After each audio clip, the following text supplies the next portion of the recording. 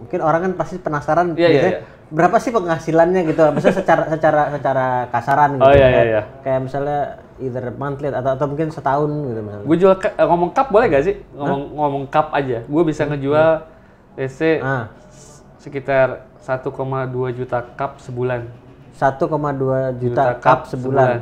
Range harganya di 10 sampai 14 ribu. 14 ribu ya. Itu sendiri.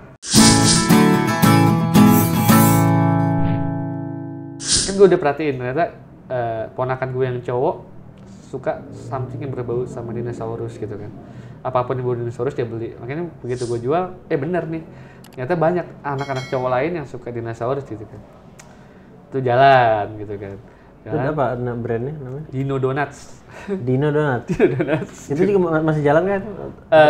Masih jalan, tapi gue udah nggak ada di situ. Oke. Nah, begitu gue di house, gue left the company gitu kan. Nah, terus jalan lumayan. Sampai waktu itu sempet omset 900 juta sebulan lah. Wah, lumayan gitu ya. Nah, tapi begitu jalan-jalan, ada perbedaan visi gitu kan. Gue kan, gue merasa ketika gue bikin bisnis, ya gue harus laksanain impian gue dulu tuh, impian idealisme gue gitu kan. Harus bikin something yang impactful. Ya, buat impactful, menurut gue ya harus cukup signifikan lah ya, secara skala gitu. Sementara teman-teman gue tuh sudah nyaman lah dengan keadaan bisnis itu gitu kan. Ya gue merasa oke, ini kayaknya gue udah nggak satu visi lah. Nggak satu visi gitu kan. Nah tapi sementara itu gue punya teman SMP yang dari gue mulai bisnis dia selalu mantau karena dia ternyata punya cita-cita bisnis juga, tapi nggak berani keluar kantor, nggak berani berisiko lah. Tapi kan biasalah orang udah berkeluarga, mungkin kalau udah umur itu punya bisnis kan sangat berisiko gitu kan. Nah, dia selalu nanya terus ke gua, gimana jadi pedagang gitu kan. Ya nanya terus dari gua mulai itu sampai itu akhirnya pada itunya ya gua challenge gitu kan. Udahlah, lu nanya mulu gitu kan, mendingan yuk bikin bisnis bareng nih, gue ada ide lagi nih gitu. Nah terus dari situ tektokan berdua gitu kan, terus ya udah kita cari tim lagi nih gitu, karena menurut gue berdua kurang gitu. Ini ke house gitu kan. Idenya muncul dari mana? Nah sebenarnya simple lagi nih, waktu gue jualan donat tiap kali mau bayar THR kesulitan karena kan THR Lebaran ya. Sebelum Lebaran kan sebulannya itu puasa.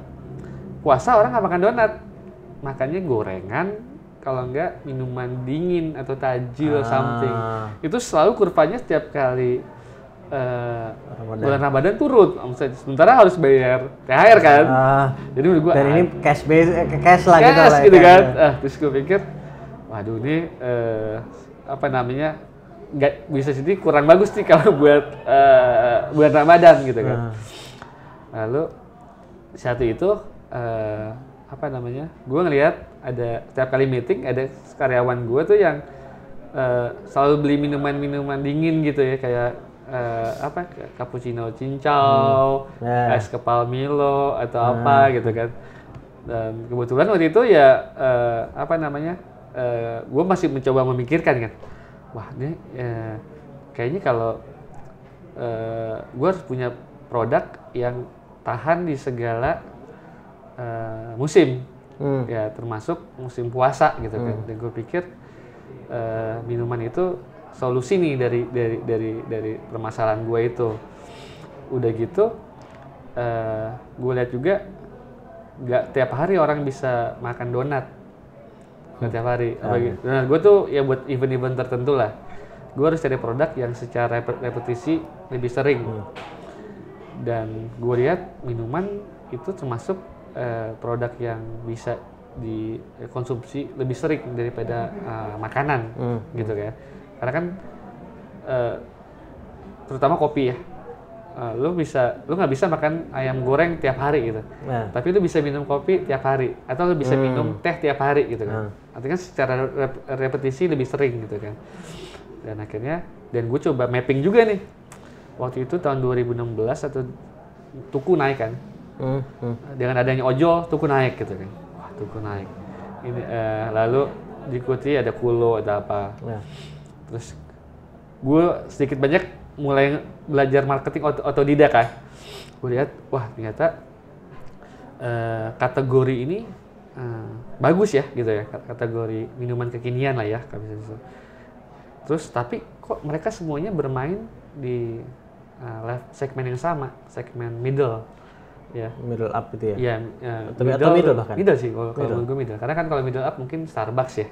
Oke. Ada Starbucks, ada Koi ya. Tapi kalau middle gue lihat, kalau yang lokalnya Tuku, ada Kulo gitu kan, ada Kopi Kenangan gitu kan, middle gitu kan. Nah, terus gue lihat, wah ini kategorinya bagus, tapi di situ kayaknya wah udah mulai banyak yang main gitu kan. Terus gue ketemu teman kuliah gue dulu juga waktu di Melbourne, si Wika nih.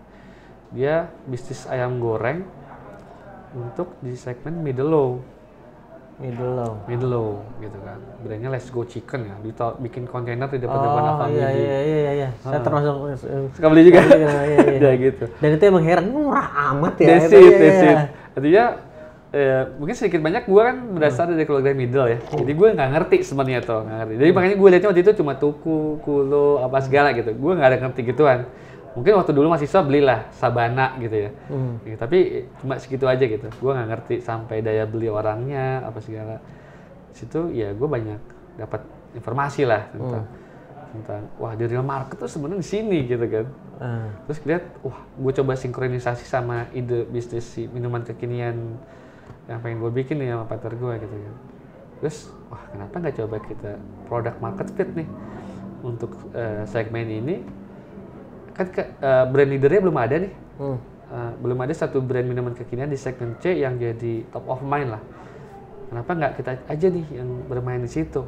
Instead kita compete sama brand-brand yang lebih dulu, karena mereka menurut gue akan sulit buat kita menaklukkan yang udah jadi top of mind ya, dibanding kita masuk ke pasar yang benar-benar baru. Jadi bukan Great Ocean masuk ke situ. Betul gitu. Sementara gue yakin sebenarnya market ini pun sebenarnya ada demand-nya, tapi emang belum ada satu produk yang nyentuh daya beli mereka menurut kita, gitu kan. Pada saat itu, gitu kan.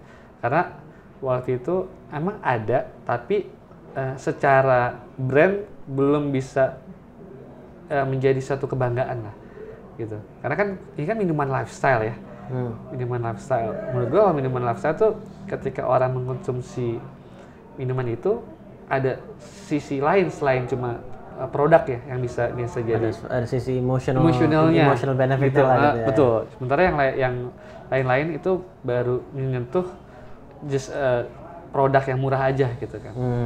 Nah, sementara kan kalau minum ini gue lihat Tuku, wah ini Tuku lifestyle banget gitu kan.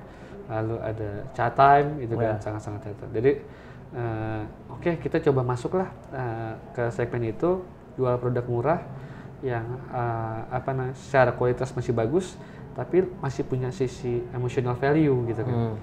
Gitu. Itu masuk, kita coba, ternyata feedback market luar biasa gitu kan.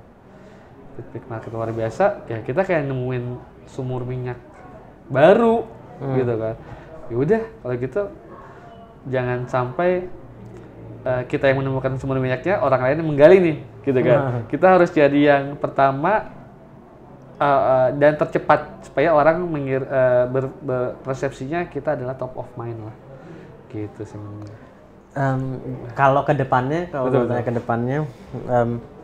jadi ini kan sudah cukup banyak bisnis yang dijalani, up and down-nya, dan bahkan ada bisnis yang sebetulnya berhasil dari satu sisi gitu ya, tapi berhenti karena faktor lain. Dan kemudian ketika memulai lagi melakukan bisnis yang berbeda meskipun masih di kuliner. Nah, kalau Haus ini rencananya apakah nanti mungkin juga nanti akan dalam berapa tahun coba something baru deh, atau emang sekarang sudah mau fokus di sini atau gimana? Wah, Jujur Mas, artinya kalau ngomongin mimpi idealisme saya gitu kan, mungkin masih tetap ada dan childishnya masih ada gitu. Karena gue berpikir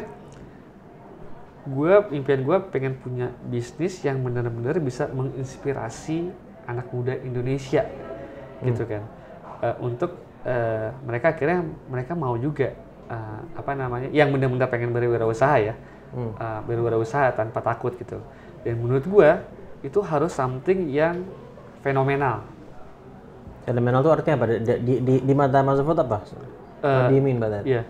Well, kalau menurut gue haus ya, walaupun ini sebesar-besarnya, misalkan bisnis menjadi besar, sebesar-besarnya, menurut gue ini belum cukup untuk menggugah orang untuk terinspirasi menjadi untuk menjadi pengusaha. Kalau menurut gue, gitu, menurut gue. Kenapa berpikir begitu?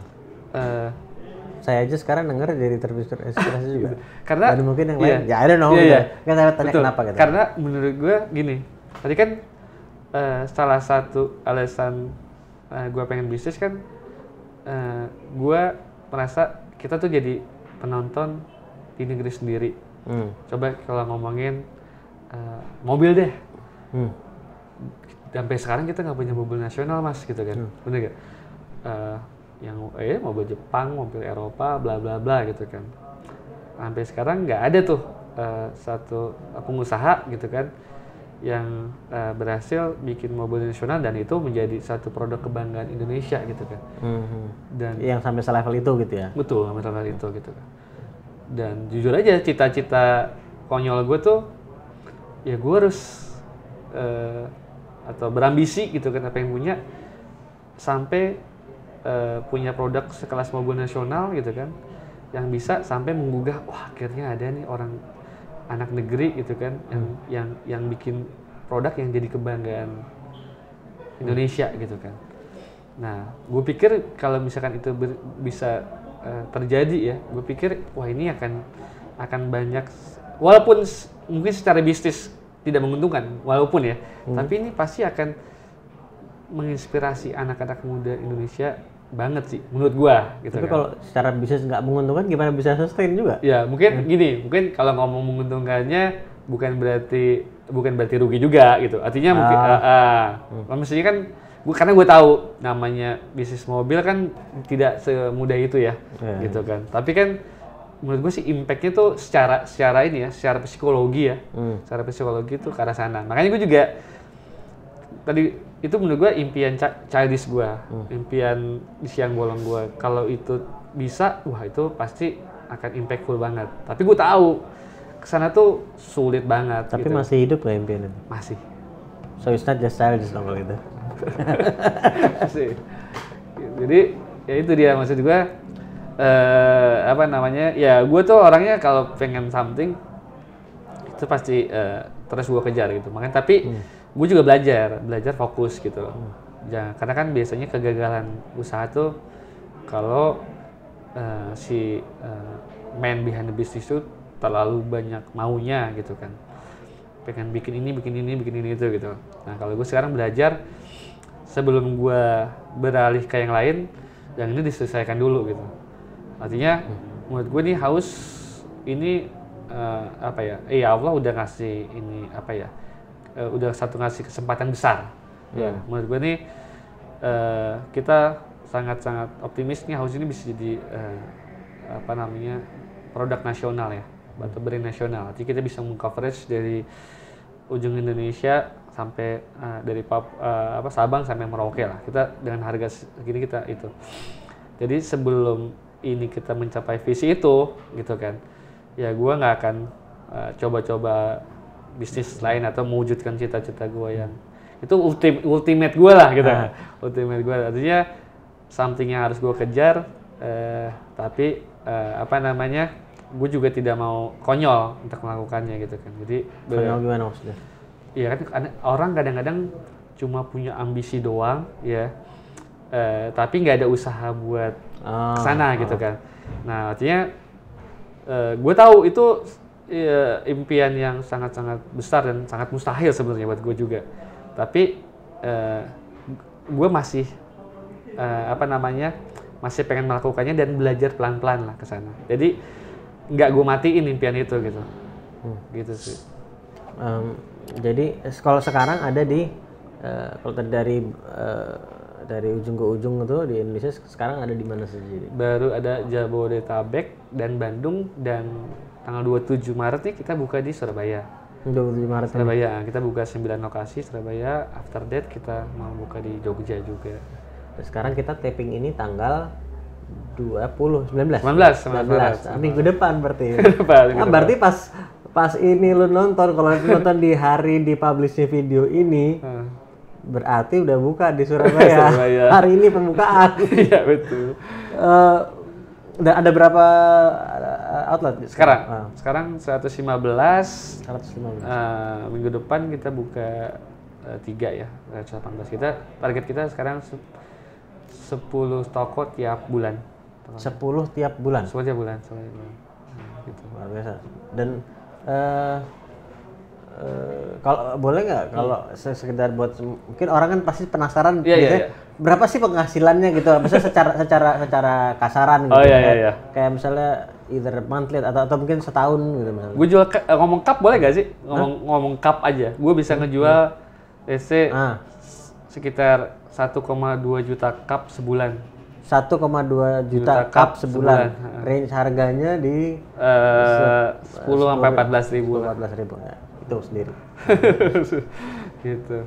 1,2 juta cup per bulan, luar biasa. Ya, wow. Dan dimulai dengan satu outlet. Di Binus. Dan kita terjun sendiri tuh waktu itu. Kita foundernya berempat kan, co-founder berempat. Dibantu oleh dua orang kru ya. Karena waktu itu juga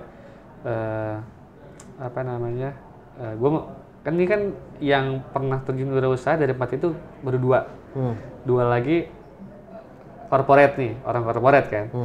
Ya kan gue harus ngasih tahu ke mereka, lu kalau bisnis lu harus feel the pain juga gitu. Karena kan waktu gue bisnis juga sama. Waktu gue di Rendang tuh gue ke pasar sendiri, Mas. Jam 10 malam nih, teman-teman kuliah gue dulu lagi telepon, "Po, nonton MU yuk." Gitu kan, di kafe mana gitu kan. Anjrit, gue lagi di pasar Caringin di Bandung, pakai sandal jepit, pakai celana pendek, beli cabe gitu kan, sama daging. Udah gitu pulang dari situ bau gitu kan. Nah, maksudnya itu kan ngelatih mental juga ya. Ngelatih mental, nanti mental block gitu kan. Dan ya kemarin perjanjiannya sama teman-teman gue yang orang corporate, ya lu harus jadi pelayan di toko selama minimal 3 bulan lah.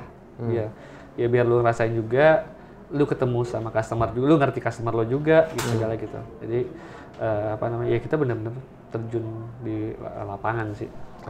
Gimana Mas Sofo menjaga kegigihan tuh gimana? Kegigihan ya? Ya satu ya tadi ya, lu harus tahu dulu sih apa yang mau lo lakuin dalam hidup gitu kan. Jadi jangan kadang-kadang sih kalau gue lihat teman-teman gue yang lain ini mungkin pengen save dulu gitu. Pengen bekerja untuk ya nggak salah sih untuk save untuk hidup gitu kan. Tapi kadang-kadang mereka jadi tidak berani untuk bermimpi besar ya gitu. Akhirnya playing safe-nya adalah ya udah gue berkarir di corporate ya. Nggak ada yang salah sama itu, nggak ada yang salah gitu. Itu menurut gue sih itu playing safe gitu kan, playing safe. Tapi buat kan semua orang nggak sama. Semua orang ada yang emang punya passion-nya atau bakatnya di sana. Tapi sebenarnya yang jadi masalah adalah orang-orang kayak gue nih, orang-orang yang sebenarnya passion-nya atau bakatnya di tempat lain, tapi cuma karena bermain aman, akhirnya dia mengubur apa yang sebenarnya pengen dilakuin. Nah, untungnya ya gue ya lumayan tahu gitu kan ya, apa yang mau gue lakuin, entah itu benar atau salah sebenarnya, itu kan masalah persepsi ya, subjektif lah gitu kan. Objektif ya, tapi karena gue udah tahu apa yang mau gue lakuin, ya udah gue fokus aja sama titik itu gitu kan, walaupun di ujung-ujungnya ya tadi kan begitu kan pasti ada ujian ya, ujian kegagalan atau apa yang bikin menggoyahkan kita, aduh gue playing safe lagi lah gitu kan, demi keluarga lah atau apa gitu kan, gitu. Tapi ya ujung-ujungnya ya menurut gue itu ujian sih gitu. Jadi mungkin kalau bahasa agamisnya ya apa namanya, Allah nggak akan ngasih lo sesuatu apa yang lo pengenin kalau dia nggak nguji lo dulu gitu kan. Jadi lo harus lulus dari ujian itu. Kalau menurut gue, karena gue mengalami jalan ini tidak mulus gitu ya. Apa namanya, banyak juga problematika hidup gue gitu kan. Gitu. Kalau bicara kegagalan tadi, meskipun sudah sempat kita sentuh beberapa kali gitu ya. Tapi kalau dari sisi filosofis, Mas Sufo ngelihat kegagalan itu seperti apa jadi? Dulu tuh menurut gua kegagalan tuh gua anggap sebagai hal yang memalukan dulu. Mungkin karena ini ya, karena lingkungan atau pola pendidikan di sekolah kali ya. Mungkin. Dulu kan kita selalu dituntut untuk jadi ranking atau apa gitu kan. Kalau nilai sekolah jelek itu diomelin atau apa. Jadi kan kita takut untuk gagal dulu ya. Jadi gue merasa kegagalan itu adalah hal yang memalukan. Bahkan gue pernah di fase dulu buat nembak cewek aja, gue nggak berani karena takut ditolak. Jadi karena takut ditolak itu bikin gue tuh nggak berani. Gitu. Itu takut gagal juga. Takut gagal, ya kan, takut ditolak. Tapi setelah gue menjalani bisnis, gue merasa gagal itu adalah fase pembelajaran yang emang harus dilaluin. Harus dilaluin kalau menurut gue. Gitu. Karena dari kegagalan itu justru pembelajaran kita yang paling banyak sih, gitu, daripada yang lainnya gitu. Soalnya ya benar-benar nampar kan, begitu kita gagal, anjrit gitu. Maksudnya kerasa banget gitu. Wah, gue nggak pengen kayak gini lagi gitu kan. Dirinya ya harus benar-benar perubahan itu harus benar-benar dilakukan. Ketika kita merasakan tidak enaknya gagal. Tapi setelah gue kesini-sini, gue malah merasa justru ya kalau gue nggak gagal, gue nggak ada di fase ini gitu kan. Jadi menurut gue ya itu emang satu fase yang harus kita laluin sih gitu kan, gitu. Karena ya gue banyak banget ya, maksudnya dengan kegagalan juga bikin, termasuk lumayan bikin gue humble gitu. Gitu. Karena gue benar-benar merasa apa yang gue capai ini kalau nggak dapat dari izin Allah, ini gue nggak dapat gitu kan. Jadi gue merasa ya yang bikin gue di fase ini bukan gue sebenarnya gitu. Ini mau udah Allah gitu kan. Jadinya gue nggak merasa jumawa. Jadi karena udah pernah ditampar kegagalan gitu. Jadi merasa ya udah, gue cuma berikhtiar aja, gue pengen, tapi yang ngatur tuh Allah. Itu yang karena kegagalan yang gue laluin sampai gue berpikiran seperti itu sih, gitu. Kalau bicara sebagai seorang entrepreneur, kan sekarang ini kan zaman sekarang semakin banyak orang yang kalau mungkin dari sisi keinginan atau keberanian, at least untuk memulai itu semakin banyak dibandingkan dulu. Betul. Walaupun keinginan itu tadi perlu ditindaklanjuti dengan tindakan. Betul. Untuk orang yang ingin memulai, mungkin ya, atau bahkan yang baru memulai juga sudah tapi masih baru gitu. Gue pernah berpikir seandainya gue mencoba membagi gitu dua kategori hal yang perlu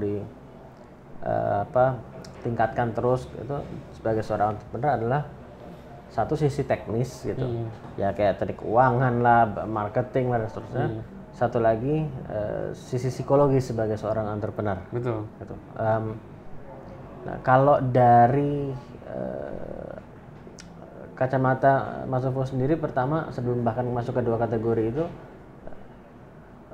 entrepreneurship itu bisa dipelajari atau enggak sih gitu? Karena kan ada orang yang merasa ya ini bawaan dia emang pedagang, gitu. Nah. Kalau menurut gua gimana ya, antara bisa dan enggak ya gitu. Artinya gini, kenapa gua bilang gitu? Karena kan gua juga bukan berasal dari keluarga pedagang, gitu. Gue bukan besar dari keluarga pedagang, nggak dari dulu juga gue nggak pernah cita-cita jadi pedagang sebelumnya dari kecil ya. Baru ketika gue jadi pedagang karena ya tadi aja boleh dibilang idealisme gue gitu kan. Nah, tapi ada juga emang yang emang dari keluarga pedagang yang punya bakat gitu kan, gitu. Jadi gue tuh sebenarnya jadi entrepreneur itu karena merasa ini adalah suatu panggilan jiwa gue. Gue kalau pengen do something lewat ini nih, gitu. Akhirnya gue belajar untuk berdagang, baik belajar secara buku maupun belajar terjun sendiri gitu kan. Ya. Tapi ada juga yang tadi emang udah ada gift-nya gitu kan. Tapi nggak semua orang juga sebenarnya nggak semua orang juga harus jadi pedagang sih kalau menurut gua gitu kan. Jadi karyawan tuh pun nggak salah gitu kan. Gitu. Jadi antara bisa dan gue bilang antara bisa dan tidak ya, kalau yang modelnya kayak gue nih nggak bakat dagang, nggak berasal dari pedagang, lu harus benar-benar ngotot gue untuk jadi pedagang. Harus gitu sih gitu ya, karena